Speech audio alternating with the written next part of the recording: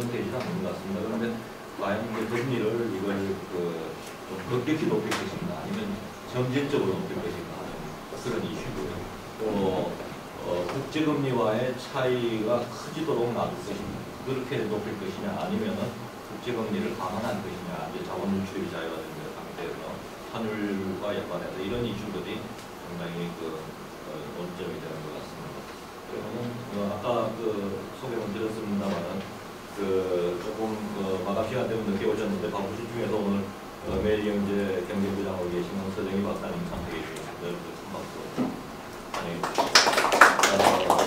또 이 학계에서 보는 시각과 언론에서 보는 시각, 정부에서 보는 시각 이렇게 저희 순서에 듣도록 하겠습니다. 우선 서부장님 한 10분 정도 말씀해 주시면 감사합니다. 아니 저희는 원래 정부에서 뭘 하시면 거기에 나중에 정부 쪽은 나중에 그러니까 안 시키니까 나중에 정부가 정리를 하도록 그러니까 안 시키니까 시장에서 정리가 잘 되도록 하면은 언론을 하라니까 하겠습니다.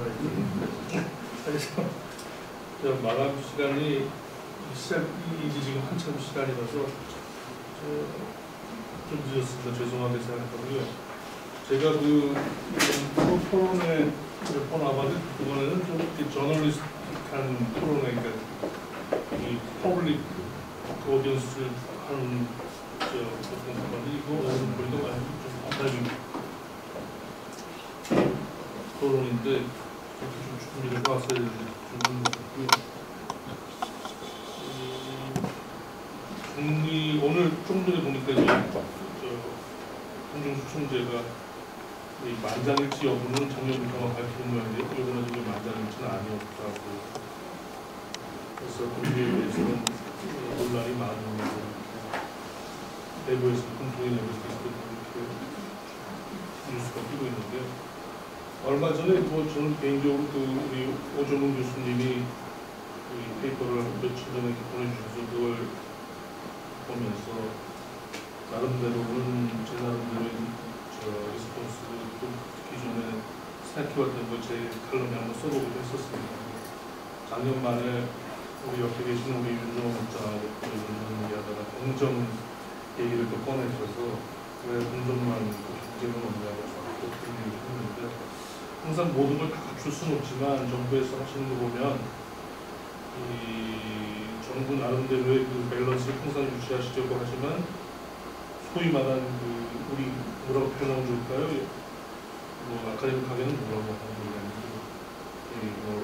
옷을 입고 옷을 입고 물론 해주는데 이 정치권에서 집권 쪽에서 희망하는 그쪽에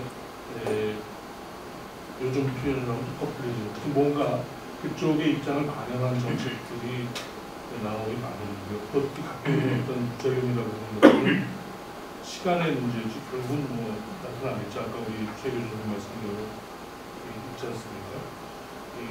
제가 언제나 코로나가 그런 사례 중에 하나가 미국 코로나 때 보니까 클린스펀이 클린턴 이전에 대학관 방문한 횟수가 2001년인가 2년인가 몇 년 이후로 1년에 한 30몇 킬로 갑자기 늘어났는데 그때 이후로 급격하게 금리가 낮아요. 그건 우연의 일치인지 모르겠습니다만 9/11 이후 와서 아무튼 그런 식의 이제 요구가 있었다 없었다 하는 얘기가 가능한 부분이고요. 어찌됐건 그런 부분들에 대한 호환이라고 할까요? 이런 것들이 나타나는 걸 보면은 당시에 문제점들을 지적하고 보충해주는 조그마한 그런 지적도 굉장히 중요한데 저 나름대로는 우리 이 경제 시스템이 외환위기 이후에 이제 이전과 이후는 대변을 해보면 뭔가 어떻게 바뀌었든 그 이후에 반복되는 정책 실패 패턴이 있는 것 같더라라는 얘기를 작년 말에 한번 해봤습니다. 그래서 모든 정부마다 임기 말에 임기 초에 이제 성장 쪽에 치중을 하시고 그래서 그 시적을 가지고 나름대로 어떤 드라이브를 걸 수 있는 힘을 보내품을 잡고 그러다 이 대기업들의 어떤 이 협조를 유도하는 차원에서도 환율을 비교적 유연하게 보완율을 유지하고 비교적 상당히 많은 그 통화하는 측들 과정에서 하나 있었고 하다가 후반이 되면 적당히 힘이 떨어지는 상황쯤 돼서 기댈 곳은 이제 지지율이고 뭔가 차기에 대한 걱정도 되고 하는 부분에서는 그렇게 가는데 그랬을 경우 비교적 운이 좋았을 타이밍에는 그냥 가는데 아까 말씀하셨듯이 우리 경제는 어떻게 보면 세계 경제 상황 전체에서 보면 굉장히 취약한 그런 어떤 영향을 굉장히 바로바로 직접 받는 천수답과도 같은 그런 경제 시스템이다 보니까 바깥에 어떤 샥이 왔을 경우 그 부분이 너무 똑바로 전달이 된다. 그랬을 경우 기존에 해왔던 그 정책 실패라는 것이 아주 극명하게 표출이 되는 그런 사례들을 우리가 벌써 몇 번씩 보는데 이 능력이 어떻게 보면 하나의 중독증일지도 모르겠다. 이 정책 패턴의 실패가 자꾸 반복되는 중독증. 이제는 그 중독증을 고치려고 해도 우리 경제 체질 자체가 이제 그렇게 굳어져 버렸기 때문에 쉽사리 고치고 싶어도 마음만 가지고는 고칠 수도 없는 그런 고질병이 돼 있는 부분이 있지 않을까 하는 그런 염려들을 했습니다. 그래서 그 정치 당국자분들하고 얘기를 해보면 상당 부분 통하는데 정치 당국자지만 마음대로 못하는 거죠. 그 체질을 못 고쳐요. 한 뭐 우리 당국자한테 나중에 정리할 때까지 해서 한 10년, 15년을 주면 고칠 수 있을지 모르겠어요. 근데 몇 년을 할지 모르거든요. 이게 당장 저도 뭐 경제부장을 한 20년쯤 하라면 제가 하는 게 아닌데 당장 뭐 한 1년 하고 그만두는지 모르는데 할 수가 없다면 결국 시간의 문제인 것 같아요. 어제 누가 멋있는 말씀을 하시더라고요.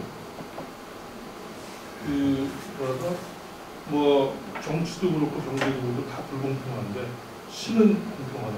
그래서 아주 오랜 역사를 놓고 신이 공평하게 해줄 거니까 너무 이렇게 만들어지 말라고. 이런 식으로 결국 시간의 문제 아닌가라는 생각을 해보면서 너무 이렇게 저널리스트한 말만 하고 싶은 게 없어요. 좀 마이크로하게 말씀드리면 저는 개인적으로는 금리는 부분적으로 조금씩 올릴 수밖에 없지 않을까라는 생각을 갖습니다. 어제도 외국인들이 많이 팔고 나가더라고요.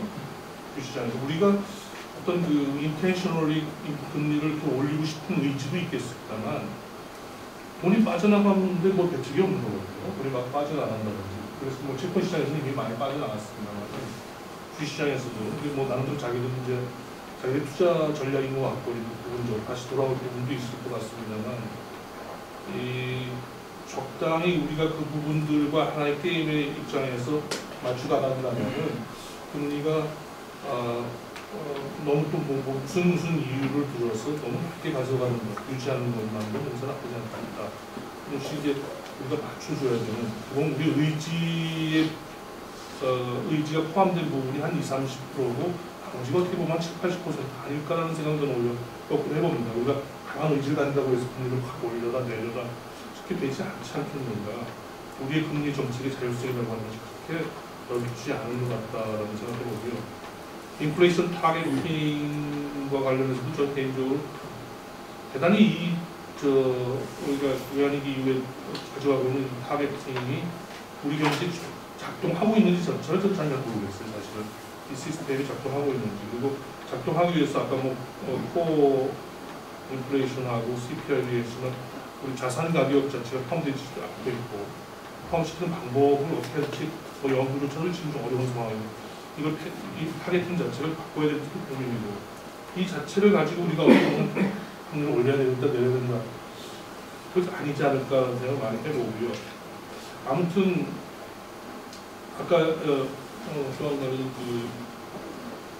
저축은행 처리 문제 그리고 은행 부실 문제 아까 오 교수님 얘기하신 부분에서는 굉장히 동의만 하고요. 다만 저축은행 처리 자체가 큰 문제는 아니지 않을까. 우리 경제 규모 사이즈나 금융 사이즈를 볼 때는 아닌데 그것이 가져오는 하나의 그 컨테이전 임팩트라고 할까?